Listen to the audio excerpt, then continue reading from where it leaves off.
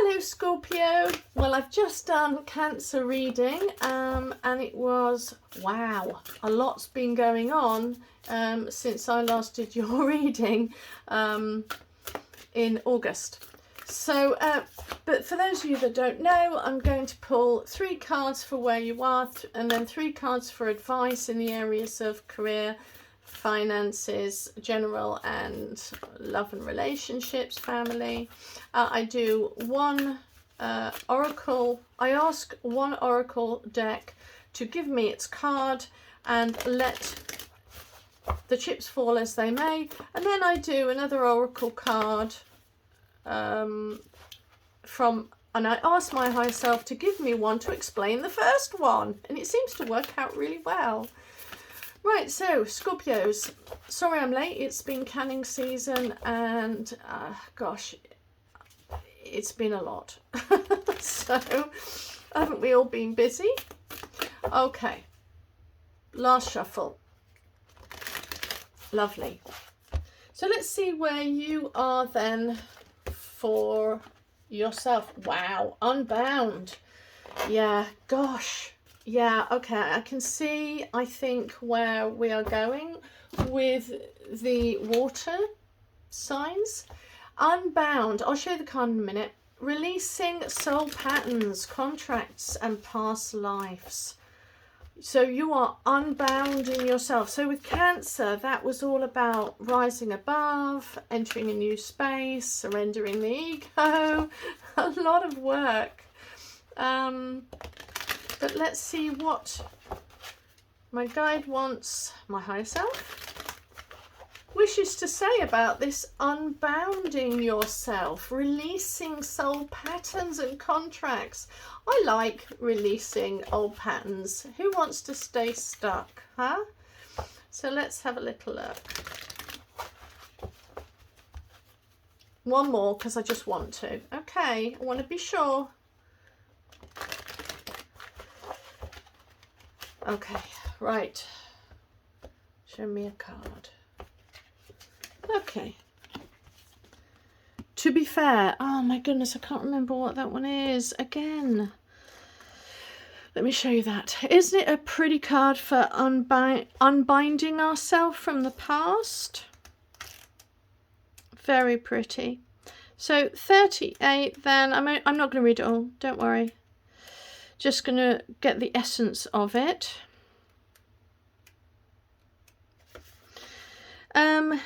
Balance, justice. Yeah, so it's basically the Libra card, justice card. I need to consider options, mutual beneficial, the law of cause and effect. So it's about balance, about justice.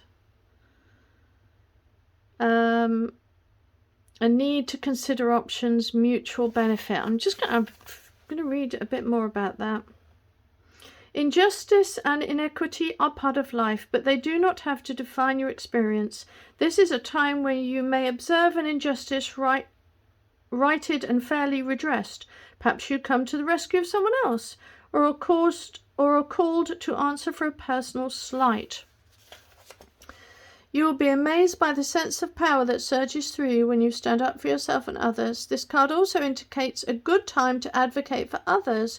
Choose your cause and commit to it because you can make a difference. Blah, blah, blah, blah, blah. That's the oracle deck for that. To be fair, so justice. Right, might come out like it did for once these get going. Unbound, releasing, being fair.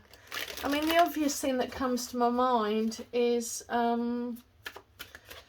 when you are releasing karmic situations that you've been bound to,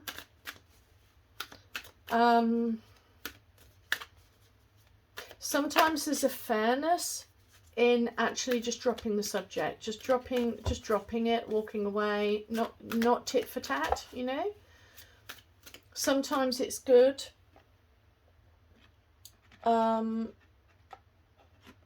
When somebody comes to me and it's not the easiest of relationships, sometimes well, most of the time, I kind of go, this is a karmic lesson. Okay, great. What's it going to teach me? And how am I going to deal with it? You know, how do I normally deal with it? And how should I deal with it? When I look at the Justice card, oh gosh.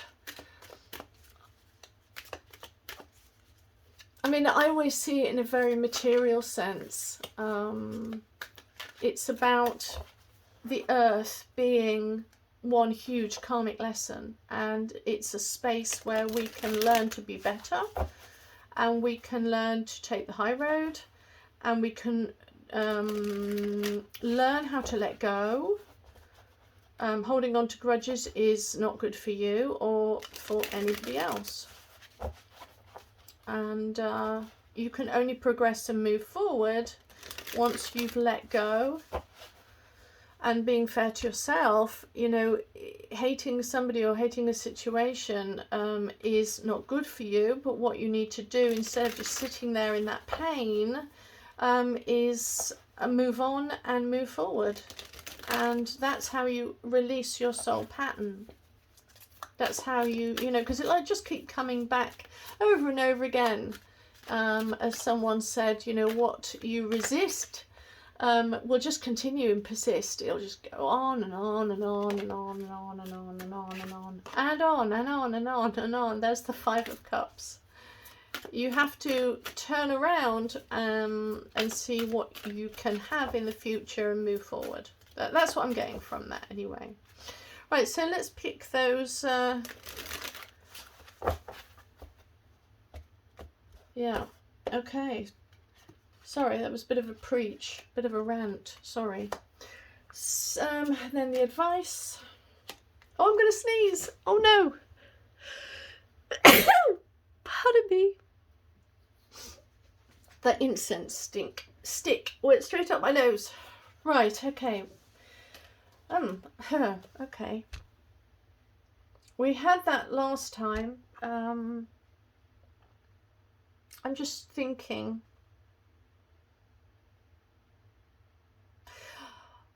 Okay, let's stick to general then. Again, Devil, perfect for this. Devil card is about denial, illusions, delusions, and it's a self-imposed prison. You need to let go. And you have the Devil card, then you have the Tower card. So you are asked initially to come out of this illusion and delusion.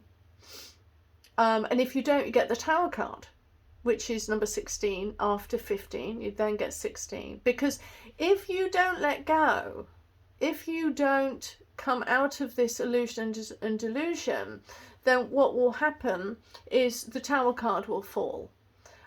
Because what you wouldn't confront will get confronted, because the Tower moment happens to you. Because you wouldn't let go in this self-imposed prison that you find yourself in with the Devil card. So it's an invitation to because if you look on here, the chains can easily be slipped off by the people themselves. They are choosing not to do it though. So yeah, I love that. I love that. That really goes well with this. You've got the Moon card. Moon is in between the Star card and the Sun. It's a time of mastering, a time of intuition, shadow development, and you're moving towards the completion of the Sun.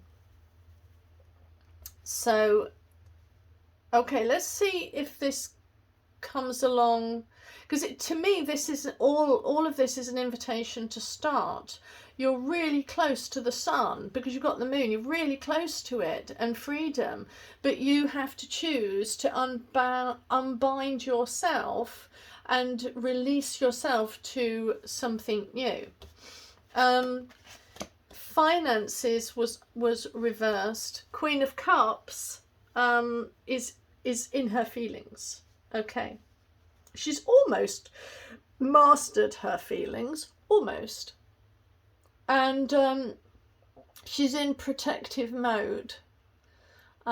This is somebody who is, she's on the shoreline. She isn't in the sea like the king is, but she's almost there. But she keeps her feelings hidden, boundaries are set, she's aware of her feelings and she's protecting them. But when we look at cups, we're talking about sort of where you've got wands is the element that pushes and drives you. Cups are more about what gives you passion.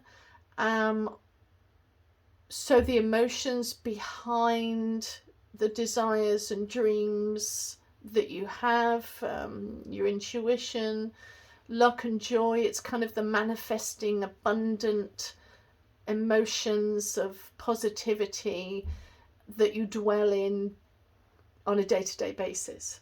And this was kind of reversed. So possibly to me you're not feeling that at the moment.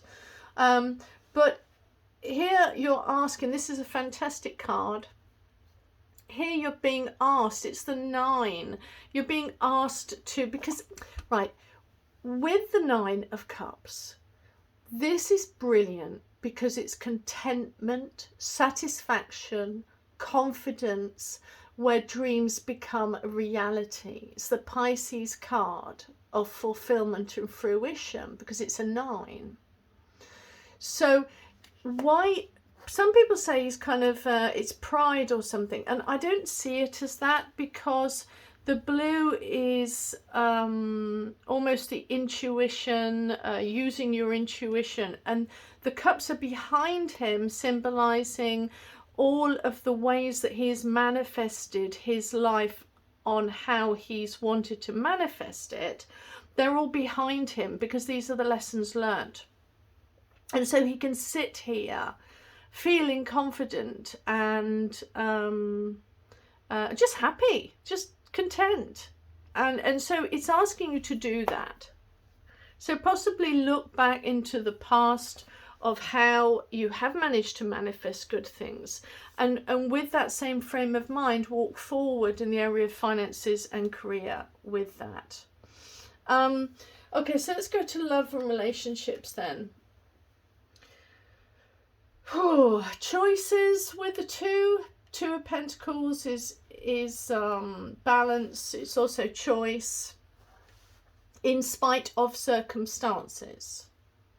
The backdrop to him is quite high rolling tides. So, and the ships are boinging, is that a word? Up and down on the waves. And so it is an opportunity for you to understand that where you have relationships that go up and down, where you have choices, you still have to embrace that duality. You still have to embrace the balance of up and down of life. So either you've got a choice coming, or you have balancing act that you have to undertake. And here we have the 9 of Swords. Now don't get too upset about the 9 of Swords. Sometimes people look at it and it can look a bit scary. I don't see it as that.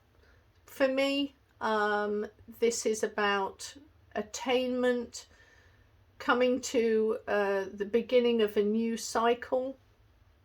I see 9s as the end of the cycle and not 10s. And if you want to have an argument with me, you can go into the comment section.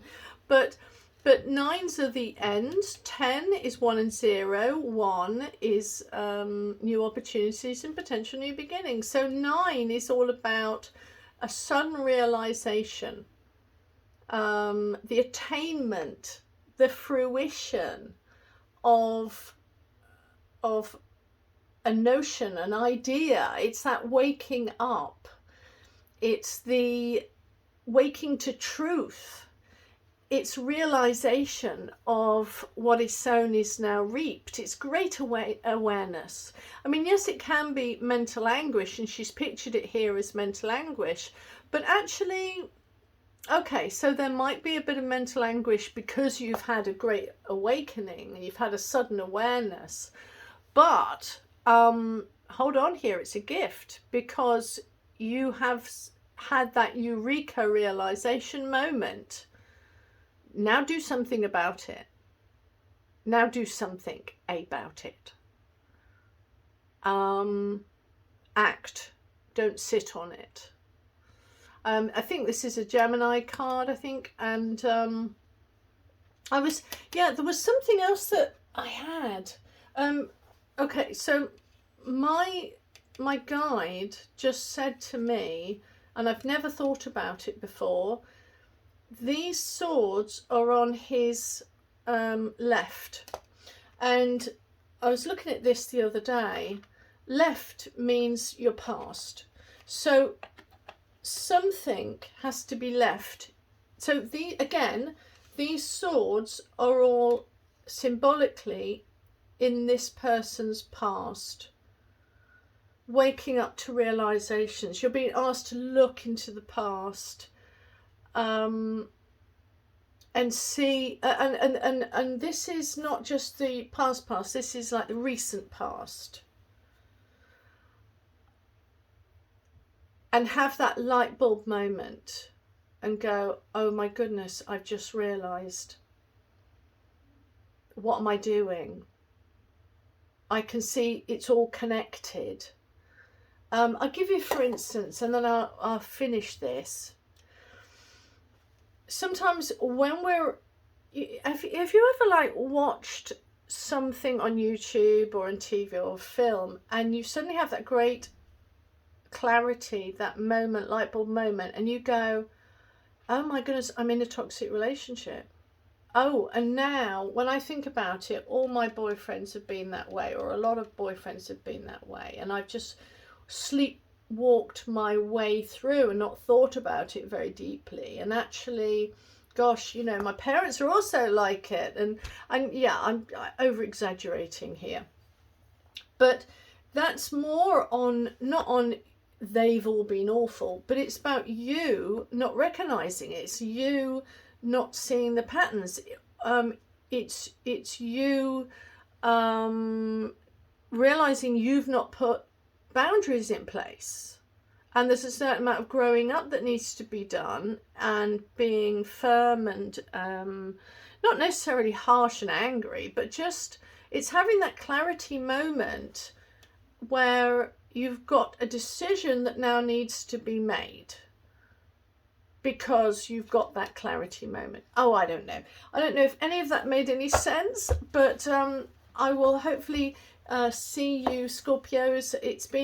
It looks like, I mean, that coincides with this definitely, and this, and you're being asked to move forward in a more positive, with a more positive frame of heart, is how I would say that. You know, you make your own destinies by how you feel, because your feelings motivate your thoughts, not the other way around. That's what my guide said to me.